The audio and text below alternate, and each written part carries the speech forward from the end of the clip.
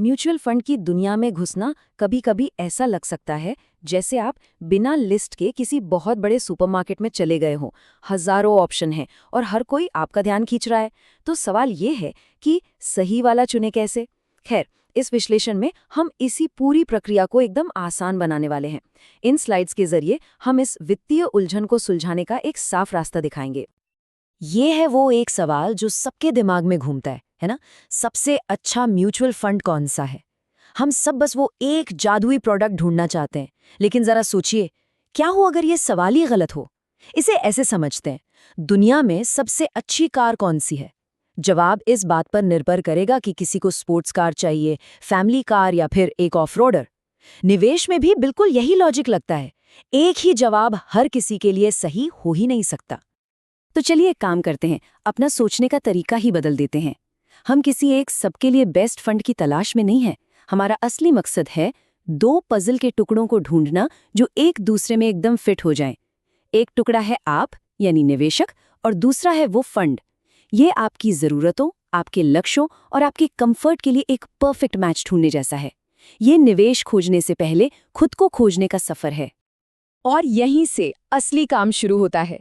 किसी भी फंड की तरफ देखने से पहले सबसे जरूरी कदम है आईने में देखना।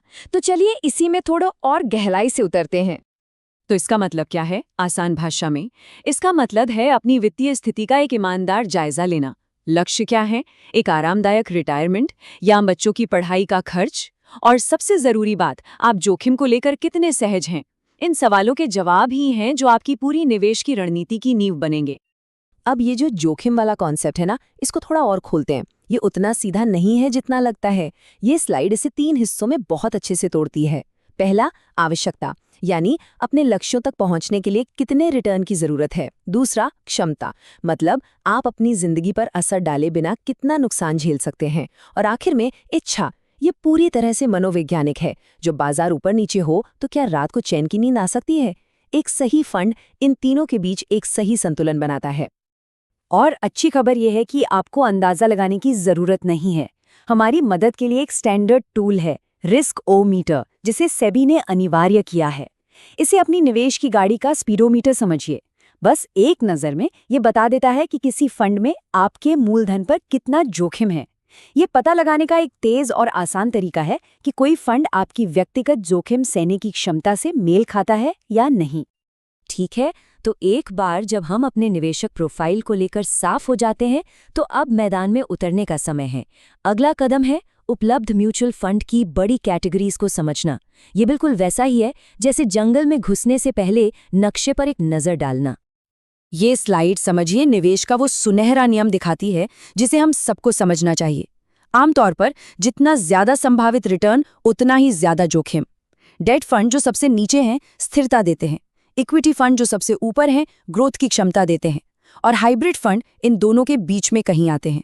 क्योंकि जैसा कहते हैं, निवेश में फ्री लंच जैसी कोई चीज नहीं होती। ये एक बहुत बड़ा फैसला है। क्या कोई ऐसा फंड मैनेजर चाहिए जो बाजार को मात देने की कोशिश करे, जो थोड़ा महंगा हो सकता है, या बस बाजार की रफ्तार के साथ चलना पसंद करेंगे, जो आमतौर पर कम लागत पर मिलता है? मतलब कोई लहरों से लड़े या बस लहरों की सवारी करे। यही एक्टिव और पैसिव मैनेजमेंट के बीच का मुख्य अंतर है। अब इक्विटी फंड के अंदर भी अलग अलग सोच के लोग होते हैं। ग्रोथ फंड भविष्य के सितारों की तलाश करते हैं, अक्सर तेजी से बढ़ती हुई हाईटेक कंपनियां। दूसरी तरफ वैल्यू फंड किसी खजाना खोजने वाले की तरह होते हैं, जो ऐसे छिपे हुए रत्नों की तलाश करते हैं जिन्हें बाजार ने नजरअंदाज कर दिया है। सवाल यह है कि किस नजरिए पर ज्यादा भरोसा है। तो अब जब हमने बड़ी बड़ी कैटेगरी समझ ली हैं, वक्त आ गया है मैग्नीफाइंग ग्लास निकालने का। चलिए देखते हैं कि अपनी चुनी हुई कैटेगरी के अंदर अलग अलग फंड्स का मूल्यांकन और तुलना कैसे की जाए। यहीं पर छोटी छोटी डिटेल्स बहुत बड़ा फर्क पैदा करती हैं। ये स्लाइड समझ लीजिए आपकी पर्सनल चेकलिस्ट है। और एक सलाह, सिर्फ पिछले साल के रिटर्न को मत देखिए, निरंतरता पर ध्यान दे। अलग अलग बाजार चक्रों में फंड ने कैसा प्रदर्शन किया है। और प्लीज खर्चों को कभी भी नजरअंदाज मत कीजिए। वे आपकी निवेश की बाल्टी में छोटे छोटे छेदों की तरह होते हैं जो धीरे धीरे आपके मुनाफे को कम करते रहते हैं। ये एक ऐसा नंबर है जो पर्दे के पीछे की कहानी बताता है। एक ज्यादा टर्नओवर रेशियो का मतलब हो सकता है कि फंड मैनेजर बहुत ज्यादा खरीद फरोख्त कर रहा है, जिससे लागत बढ़ सकती है। यह मैनेजर की रणनीति के बारे में भी बताता है। क्या वो लंबी अवधि के लिए निवेश कर रहे हैं या छोटी अवधि के मुनाफे का पीछा कर रहे हैं। ठीक है, तो हमने खुद को जाना, फंड की दुनिया को समझा और अलग-अलग स्कीमों को भी कंपेयर कर लिया। अब वक्त है सच का सामना करने का, इन सभी टुकड़ों को एक साथ जोड़कर एक ठोस निर्णय लेने का। तो सबसे जरूरी सबक क्या है? फंड चुनना सबसे पॉपुलर प्रोडक्ट खोजने के बारे में नहीं है, बल्कि आपके लिए सबसे उपयुक्त प्रोडक्ट खोजने के बारे में है।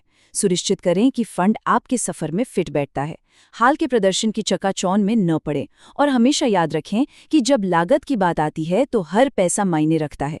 ये सरल नियम कई आम गलतियों से बचा सकते हैं। ये सिर्फ एक कानूनी चेतावनी नहीं है, ये मान लीजिए निवेश का सबसे बड़ा सच है। ये लाइन हर म्यूचुअल फंड विज्ञापन में मिलेगी, और शायद ये सबसे जरूरी सलाह भी है। पिछले साल का चैंपियन अगले साल पिछड़ सकता है। निरंतरता क्षणिक चमक दमक से कहीं ज्यादा महत्वपूर्ण है। और हम आपको इसी सोच के साथ छोड़े जा रहे हैं। सही फंड चुनना एक बहुत महत्वपूर्ण पहला कदम है, लेकिन असली दौलत बाजार के उतार चढ़ाव के बीच अनुशासित रहने से बनती है। चुनना एक घटना है, पर निवेश जिंदगी भर का सफर है। तो क्या आप इस सफर के लिए तैयार हैं?